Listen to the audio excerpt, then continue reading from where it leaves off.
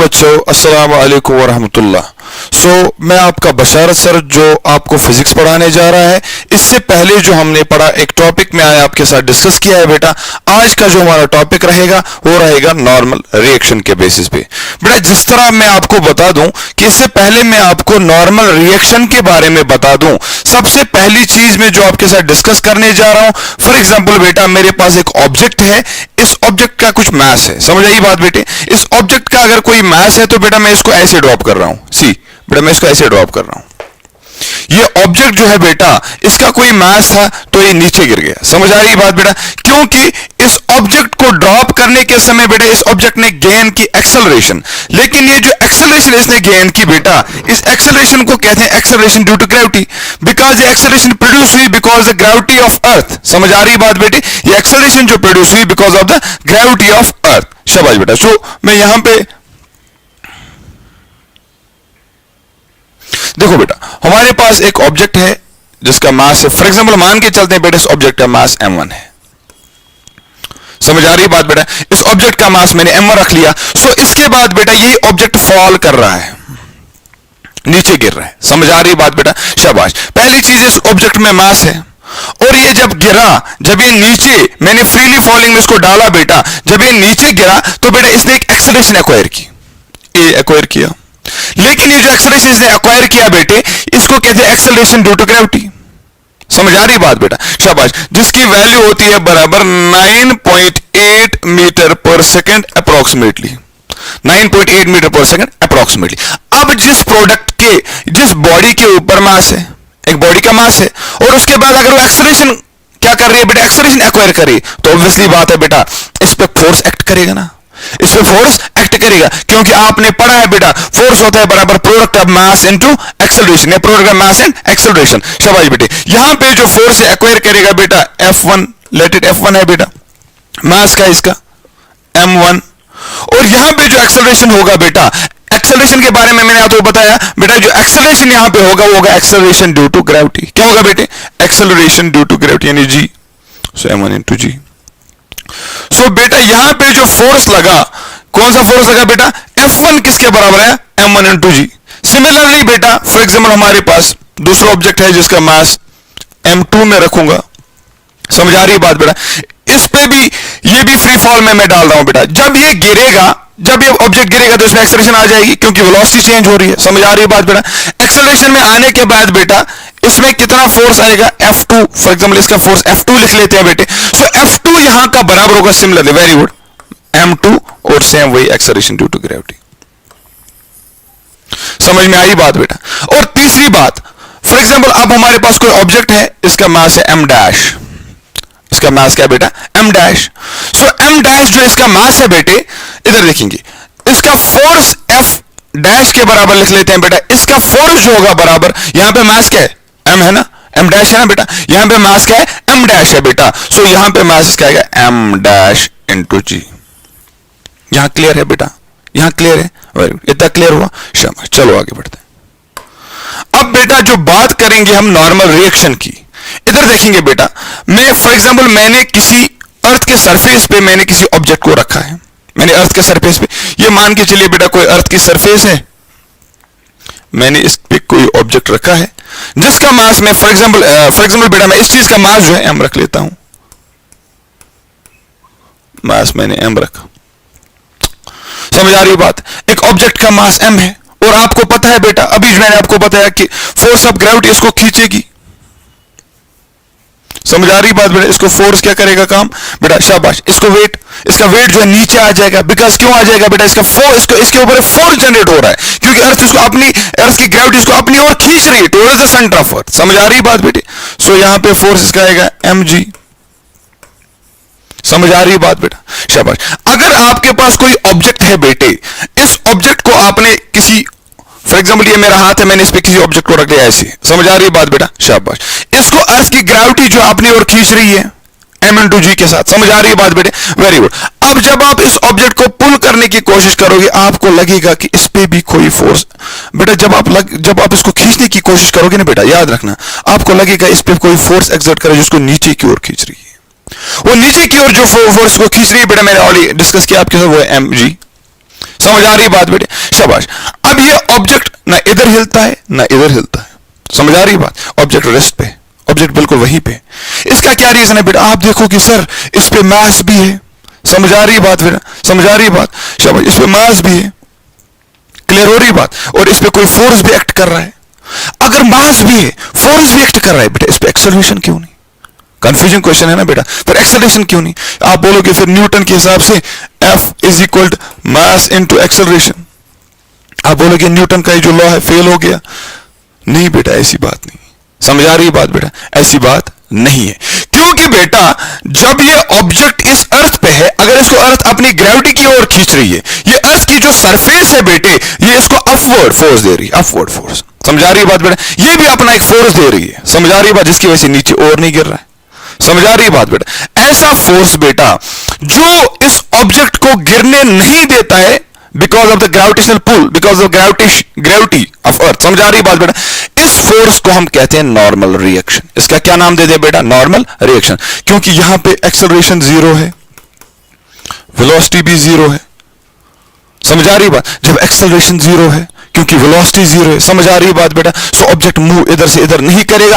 अब एक ऐसा फोर्स इनके बीच में आ रहा है बेटे जो इसको खींच रही है ऊपर की ओर, समझ आ रही है? जिसको पुश कर रही है ऊपर की ओर, ताकि ये फोर्स एक दूसरे को बैलेंस कर पाए बेटा। ऐसे फोर्स को नाम देते हैं हम नॉर्मल रिएक्शन। इसका नाम क्यों नॉर्मल रिएक्शन दिया हमने बेटा? याद रखना, ये फोर्स जो है बेटा ये ऐसे नॉर्मल पड़ता है, नॉर्मल परपेंडिकुलर। समझ आ रही बात बेटा? ऐसे ऐसे एक फोर्स आएगा, समझ आ रही बात बेटा? इसको हम कहेंगे नॉर्मल रिएक्शन, क्योंकि अगर ये एक्शन था तो इसका रिएक्शन ये वाला बनेगा, नॉर्मल रिएक्शन। समझ आ रही बात बेटे? शाबाश। और इस दौरान बेटा जब ये नॉर्मल, इसको नॉर्मल रिएक्शन क्यों नाम देते हैं? याद रखना बेटा, क्योंकि ये हमेशा 90 डिग्री एंगल बनाता है। समझ आ रही बात बेटा? आप जो ऑब्जेक्ट टेबल पे है बेटा, इसको अर्थ की ग्रेविटी खींच रही है विद mg। समझ आ रही बात? ये ऑब्जेक्ट क्यों नहीं गिरता? क्योंकि ये टेबल भी अपना क्या फोर्स एक्सर्ट कर रहा है, जिस चीज की वजह से बेटे क्या हो रहा है कि ऑब्जेक्ट नीचे नहीं गिरता। और वो जो फोर्स जो ग्रेविटी खींच रही है इसको बेटा, वो बैलेंस करेगी इस नॉर्मल रिएक्शन को। समझ आ रही बात? अगर ये mg था तो इसका वैल्यू भी क्या आएगा बेटा? mg। समझ आ रही बात? mg से mg खत्म। लेकिन याद रखना बेटा, अगर mg नीचे था, फोर्स ऑफ अट्रैक्शन ऑफ जो ग्रेविटी का फोर्स था वो अगर नीचे था mg वेट, समझ आ रही बात बेटा? याद रखना बेटा, जो नॉर्मल रिएक्शन होगा इसकी डायरेक्शन अपोजिट होगी, so that in order to cancel each other. समझ आ रही? In order to balance each other, so net force जो बेटा यहां पे लगेगा वो जीरो होगा।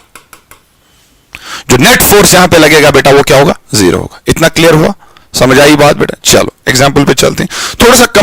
थोड़ी सी मैं बेटा आपको एक इसके अलावा एक एग्जाम्पल साइट करूंगा, ताकि आप you would be easily clear from every chaos and confusion. Alright, make sure guys, जो मैं अभी आपको ये पढ़ाने जा रहा हूं ये चीजें आपको क्लियर हो। समझ आ रही है बात बेटा? एंड आई होप कि बेटा आप लोगों को ये सारी चीजें अच्छी से क्लियर हो, बिल्कुल सिंपल बेस पे। समझ आ रही है बात? Very good. अब जो बात करने जा रहे हैं बेटा, फॉर एग्जाम्पल हमारे पास कोई स्लैंट है,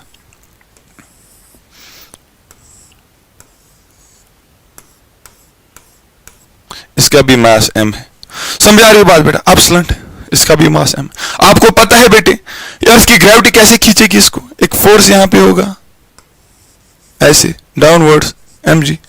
समझ में आ रही बात? शाबाश। क्या इसका नॉर्मल रिएक्शन ऐसे लगेगा?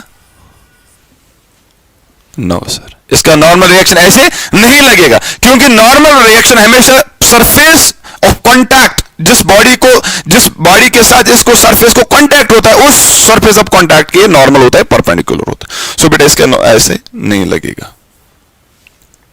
मैं फिर से ड्रा करूंगा बेटे।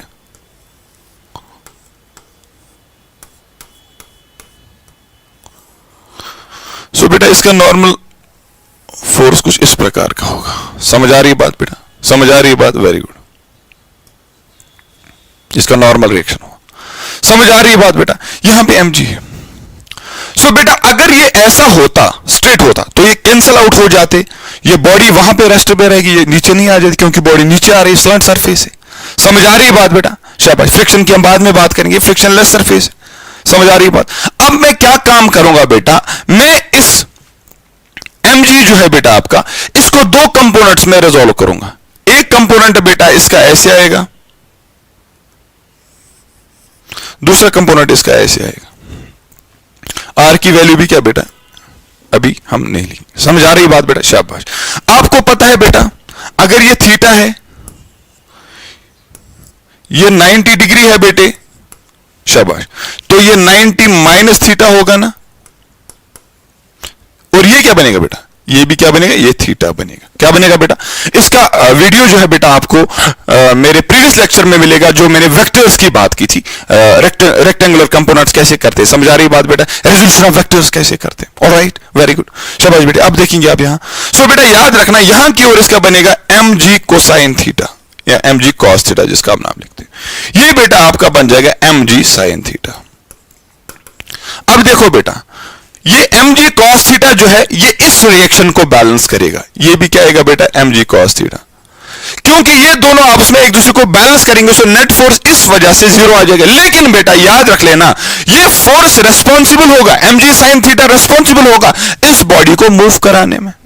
समझ में आ रही बात बेटा? mg sin थीटा बेटा रेस्पॉन्सिबल होगा इस बॉडी को मूव कराने में। समझ आ रही बात बेटा? क्योंकि ये दो चीजें आपस में कैंसिल करेंगी। समझाई बात? सो नेट फोर्स जो इन दो चीजों में आएगा जीरो आ जाएगा, लेकिन ये फोर्स रेस्पॉन्सिबल रहेगा इस बॉडी को मूव कराने। समझ आ रही बात बेटा? क्लियर हो रही बात? Very good. चलिए नेक्स्ट एग्जांपल, लिफ्ट की बात करेंगे हम बेटा। लिफ्ट की बात, अगर हम लिफ्ट की बात करेंगे, समझ आ रही बात बेटा? फॉर एग्जांपल मेरे पास बेटा एक लिफ्ट है, ये एक लिफ्ट है हमारे पास। समझ आ रही बात बेटा? लिफ्ट है, रेस्ट में है। समझ आई बात बेटा? एक लिफ्ट जो है बिल्कुल रेस्ट में, मैं बैठा हूं, मेरे नीचे जो है बेटा वेइंग मशीन है। समझ आ रही बात बेटा? वेइंग मशीन जो मेरा वेट गेन, जो मेरा वेट चेक कर रही है बेटा। जब मैं इस लिफ्ट में बैठा हूं, फॉर एग्जांपल बेटा ये एक वेइंग मशीन है, यहां पे मैं बैठा हूं। समझ आ रही बात बेटा? यहां पे मैं बैठा हूं, ठीक है बेटा। सो मेरा वेट कहां की ओर जाएगा? सर ऐसे, mg। ये वेइंग मशीन जो है बेटा, ये वेइंग मशीन जो है लिफ्ट के अंदर, ये भी बेटा एक फोर्स देगी। समझ आ रही बात बेटा? ये भी क्या देगी? फोर्स देगी। जब लिफ्ट रेस्ट में होगा, मेक श्योर जब लिफ्ट रेस्ट में होगा, तो ये भी एक मोशन देगी बेटा, यहां से एक फोर्स देगा, mg। समझ आ रही बात बेटा?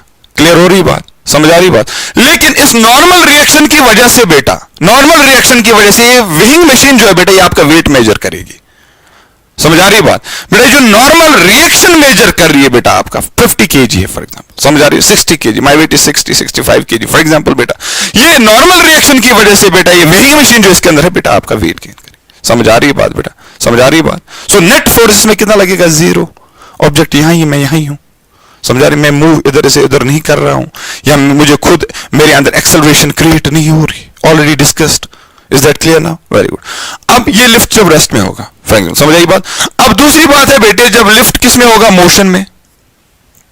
या फॉर एग्जांपल दूसरी बात कहेंगे, एक लिफ्ट जो है बेटा, ये यूनिफॉर्म वेलोसिटी से चल रहा है, यूनिफॉर्म वेलोसिटी से चल रहा है। समझ आ रही बात बेटे? ये यूनिफॉर्म वेलोसिटी से चल रहा है, ये यूनिफॉर्म वेलोसिटी से चल रहा है लिफ्ट। यहां पे एक बॉडी है बेटा, इसके नीचे भी मैं फॉर एग्जांपल एक वेइंग मशीन रखूंगा बेटा। लिफ्ट में मैं बैठा हूं, ये यूनिफॉर्म वेलोसिटी से चल रही है। समझ आ रही बात बेटा? शाबाश। मैं इस लिफ्ट में बैठा हूं, समझ आ रही बात बेटा? क्योंकि वेलोसिटी जो है कांस्टेंट है, चेंज नहीं हो रही है। समझ आ रही बात बेटा? सो वेलोसिटी जब कांस्टेंट होगी बेटा, मेरा वेट एक्यूरेटली उस हिसाब से आएगा, बराबर जितना मेरा था। समझ आ रही बात? क्योंकि वहां पे वेलोसिटी सेम वेलोसिटी है बेटा। ऊपर जैसे आपका वेट मेजर करेगा, नीचे भी जैसे आपका वेट मेजर करेगा। समझ आ रही है बात बेटा? उतना ही नीचे जाके भी आपके वेट मेजर करेगा। समझे? मैं उस कंडीशन की बात कर रहा हूं, जब क्या होगा बेटा? जब लिफ्ट क्या होगा? Lift travels with uniform velocity. जब लिफ्ट किसके थ्रू चलेगा? चलो, जब लिफ्ट मूव कर रहा हो बेटा, यूनिफॉर्म वेलोसिटी के थ्रू। क्योंकि जितना ऊपर नॉर्मल रिएक्शन, उतना नीचे, उससे भी नीचे, उससे भी नीचे, बराबर सेम रहेगा। समझ आ रही है बात बेटा? शाबाश। जितना ऊपर मेजर करेगा 65 kg मेरा, उतना नीचे भी उतना नहीं। हर एक पॉइंट पे बेटा इसका वेट क्या होगा? बराबर होगा। समझ आई बात? मेरा वेट बराबर होगा, नॉर्मल रिएक्शन बैलेंस हो जाएगा, बराबर रहेगा उस टाइम। समझ आ रही बात बेटा? Very good.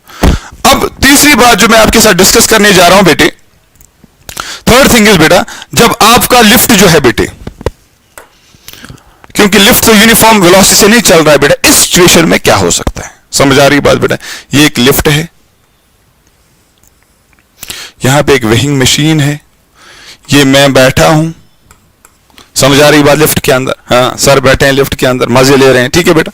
देखो बेटा, अभी यूनिफॉर्म जो है, अभी यूनिफॉर्म वेलोसिटी से नहीं चल रहा है, समझ आ रही है बात, इसकी वेलोसिटी सेम नहीं है, इसकी वेलोसिटी, अब देखो बेटा, अगर इसकी वेलोसिटी इंक्रीज कर रही है, याद रखना बेटा, अगर लिफ्ट की वेलोसिटी इंक्रीज कर रही है, एक्सेलरेशन भी क्या होगा, इंक्रीज होगा ना, acceleration is directly proportional to velocity, A is equal to V upon D पढ़ा है ना मेरे बेटे, शाबाश। सो बेटा क्या होगा, एक्सेलरेशन भी इंक्रीज करेगा, लेकिन इस सिचुएशन में क्या होगा, ए एक्सेलरेशन की जो डायरेक्शन होगी और वेलोसिटी की जो डायरेक्शन होगी बेटा वो सेम होगी, सेम डायरेक्शन।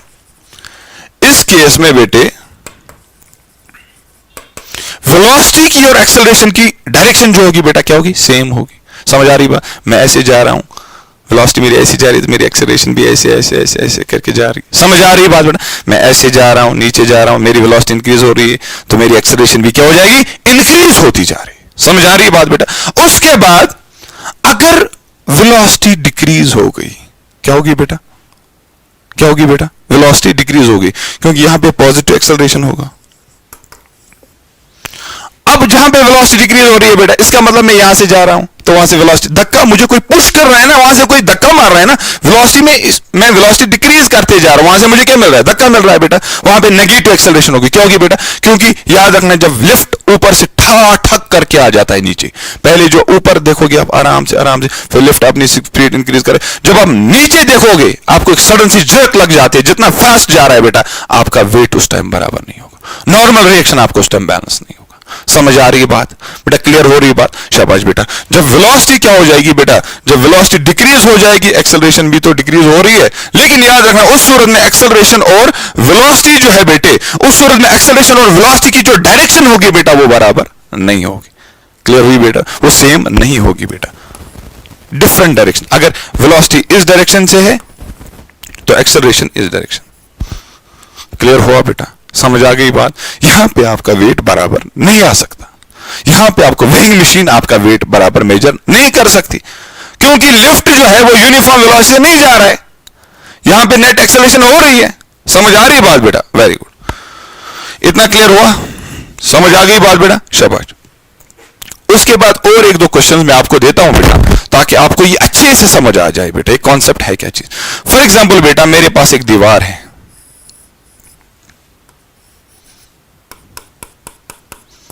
ये दीवार कुछ इस तरह है, मैंने यहां से सीढ़ी लगानी है, जैसे मैं इधर बैठा हूं सर मुझे सीढ़ी से क्लाइंब करना है, मैंने सीढ़ी यहां रखी और उसका दूसरा पोर्शन इसके साथ रखा, ये मान लो, ये ऐसे मैंने सीढ़ी बनाई,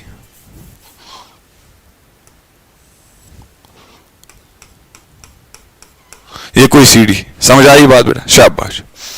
अब यहां पे मुझे बताना है इसका नॉर्मल रिएक्शन कैसे होगा, इसका नॉर्मल रिएक्शन कैसा होगा या किस डायरेक्शन में आएगा। इधर देखो बेटा, ये पॉइंट ऑफ कांटेक्ट है ना, ये पॉइंट ऑफ कांटेक्ट, समझ आ रही है बात बेटे, ये पॉइंट ऑफ कांटेक्ट है, याद रखना पॉइंट ऑफ कांटेक्ट पे हमेशा बेटा नॉर्मल रिएक्शन क्या होगा, परपेंडिकुलर, समझ आ रही है बात बेटा। सो इस पॉइंट पे बेटा इसका नॉर्मल रिएक्शन इस प्रकार से आएगा, N1 डैट, समझाई बात बेटा, नॉर्मल रिएक्शन होगा। अगर आपको इस पॉइंट पे बताना होगा बेटे, इस पॉइंट पे बताना होगा, इस वाले पॉइंट पे बताना होगा, तो बेटा इसका नॉर्मल ऐसे आएगा, यानी N2, समझ में आ रही बात, समझ आ रही बात, क्लियर हो रहा है बेटा, वेरी गुड, आपको आया बेटा समझ, वेरी गुड। अब आप ये वाला क्वेश्चन मुझे करके देंगे, शाबाश।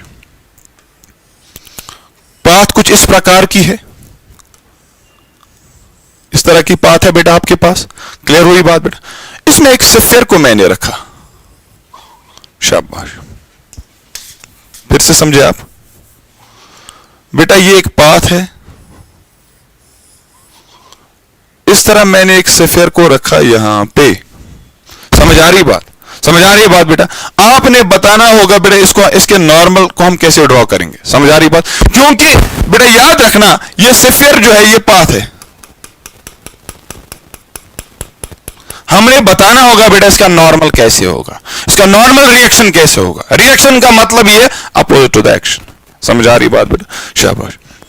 इधर देखेंगे बेटा, शाबाश, यहां पे इसका कांटेक्ट है ना, सरफेस ऑफ कांटेक्ट। याद रखना सफेयर के केस में हमेशा नॉर्मल जो है, नॉर्मल रिएक्शन का जो डायरेक्शन होगा बेटा वो टुवर्ड्स द रेडियस होगा, क्या होगा बेटा, टुवर्ड्स द रेडियस, याद रख लेना, क्या होगा बेटे, टुवर्ड्स द रेडियस, क्लियर हुई बात बेटा, शाबाश। अब देखिए यहां पे क्या बात होगी, बेटा इसका नॉर्मल ऐसे पड़ेगा परपेंडिकुलर n1।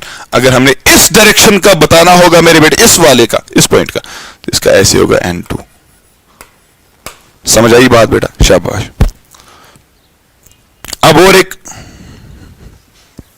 अब आपको और एक केस देता हूं बेटा मैं।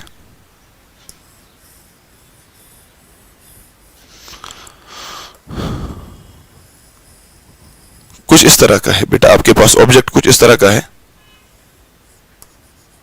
समझाई बात बेटे?